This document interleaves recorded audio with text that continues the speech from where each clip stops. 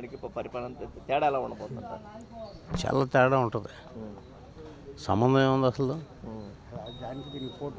పొలికే లేదు. అప్పుడు మేము రిటైర్డ్ ఎంప్లాయీస్ని, మాకు ఏ రోజున పెన్షన్ వస్తుందో తెలిసేది కాదు.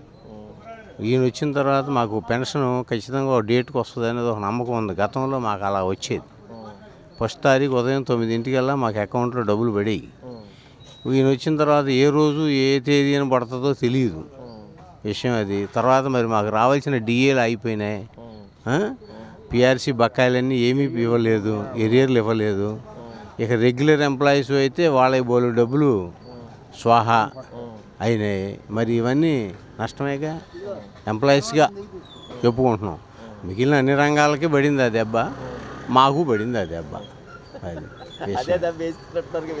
మరి తప్పదుగా. మరి ఏమండి, మాకు అవకాశం వచ్చినప్పుడు మేము, వాళ్ళకి అవకాశం వచ్చినప్పుడు వాళ్ళు, తప్పదు. అంటే గతంలో చూసినట్టయితే జగన్మోహన్ రెడ్డి ఎప్పుడైతే ఎన్నిక 7 తర్వాత నుంచి ఆ ప్యాలెస్ను లాగా తనకు తనకు ఒక గోడ కట్టేసుకొని బయటికి రాని పరిస్థితి. కానీ నేడు చంద్రబాబు నాయుడు చూసినట్టయితే గెలిచిన మరుక్షణం నుంచే ప్రజల్లోకి వచ్చారు. రాత్రి పగల తేడా లేకుండా ప్రజల్లో పనిచేస్తున్నారు. దీన్ని విధంగా చూస్తారు. ఒకటి సార్, రాజకీయ నాయకులు నిజంగా ప్రజాసేవ చేద్దాం అనుకున్నాడు, ప్రజల్లో తిరగాలి. ఆయన ఒక చంద్రబాబు అక్కర్లా, మనకు ఒక వార్డు కార్పొరేటర్ ఉన్నాడు. పొద్దున్నే లేచి మన బజార్లో ఏమంటారు రోజు తిరుగుతాను, రోజు తిరగకపోయినా పర్లా, వారానికి ఒక రోజన్నా కనపడి ఏమండి ఏంటి ఎలా ఉన్నారు ఏంటి పలకరించాడు అనుకో, మనకు అదో తృప్తి. మనం ఓటేసిన కార్పొరేటరు, మనం గెలిపించాం కార్పొరేటర్ని, మన కాస్త అప్పుడప్పుడు పలకరిస్తున్నాడు. ఏదైనా చిన్న సమస్య వస్తే పాపం వస్తున్నాడు అనుకున్నాం అనుకోండి, మనకు అదో తృప్తి. ఆయన ఆస్తి మనకి ఇవ్వక్కర్లా, మరి మాట్లాడితే చాలు. అలాగే రాజకీయ నాయకులు ఇప్పుడు ఆయన ఎమ్మెల్యే కావచ్చు, మంత్రి కావచ్చు, ఏదైనా కావచ్చు, ఆయన 5 ఏళ్ళు ఉంటాడు. ఈ 5 ఏళ్ల కాలంలోనేగా ఆయన మనకు కలిసేది.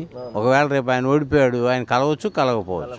కానీ ఇప్పుడు ఒకటి, జగన్మోహన్ రెడ్డి గారు ఓడిపోయినంత మాత్రాన ఆయన ఏమి ఇచ్చేయక్కర్లా. ఆయన కూడా జనంలో కలిసి రేపు మళ్ళీ మంచి పేరు తెచ్చుకోవచ్చు. కానీ 151 సీట్లు వచ్చిన జగన్మోహన్ రెడ్డి గారు అధికారాన్ని అనవసరంగా చేతులారా పోగొట్టుకున్నాడు. నాలాంటి అమాయకుడికి ఇచ్చిన 151 సీట్లు అద్భుతంగా పరిపాలించేవాడు.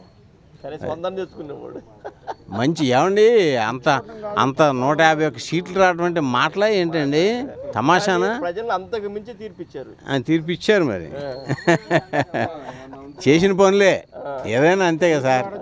అంతే, ముమ్మాటికి అంతే సార్. మీకు కూడా చెప్పమంటారా, మనిషికి ఎవరైనా సరే అహంభావం అహంకారం ఉండకూడదు. ఇప్పుడు మీరున్నారు, మీరెవరో నాకు తెలియదు, నాకు నమస్కారం పెట్టారు, నేను మళ్ళీ మీకు ప్రతి నమస్కారం పెట్టాలి. అంతేగాని అది సంస్కారం, అంతే కదా. మీ ఆస్తి నాకు అక్కర్లా, నా ఆస్తి మీకు అక్కర్లా. మన ఇద్దరికి బాగుందనుకోండి, మిమ్మల్ని మా ఇంటికి ఒక రోజు భోజనాన్ని పిలుస్తా, తృప్తిగా భోజనం చేసి వెళ్ళారనుకో, నా పేరు 4 రోజులు చెప్పుకుంటారు. ఇంతే, పోతా. మనం ఎవ్వరం కట్టుకుపోయేది ఏమీ లేదు. రామోజీరావు గారు ఉన్నారు, మరి ఆయన మంచి చేశాడు, అన్నీ చేశాడు, బాగానే ఉంది. మరి పోయాడు, కానీ జనం అందరూ తలుచుకుంటున్నారుగా. అది అలా ఉండాలి.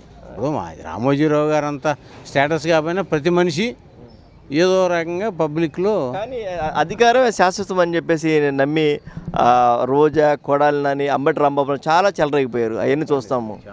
కానీ వాళ్ళ మీద వాళ్ళకి అరెస్టులు ఉంటాయి అనుకుంటున్నారా? ఉంటాయి, ఎందుకుండవు. వాళ్ళు చేసిన చర్యలకి ప్రతి చర్య ఉంటుందిగా, తప్పదుగా. వాళ్ళు అట్టగా సార్, ఇప్పుడు విమర్శించాలి. గతంలో పుచ్చలపల్లి సుందరయ్య గారు ఇలాంటి మహానాయకులు ప్రతిపక్షంలో ఉండేవాళ్ళు. వాళ్ళు విమర్శ ఎలా చేసేవాళ్ళు, చక్కగా సబ్జెక్ట్ని విమర్శించేవాళ్ళు. అంతేగాని మీ ఆవిడ ఇట్టాగా, మీ సంతానం ఇట్టాగా, బూతులు, వల్గర్ లాంగ్వేజ్ వాడటం అవి చేసేవాళ్ళు కాదు. మీరు విమర్శించాలి, ప్రతిపక్షంలో ఉన్నప్పుడు ఖచ్చితంగా విమర్శించాలి. విమర్శించితే నా తప్పు తెలుసుకుంటా.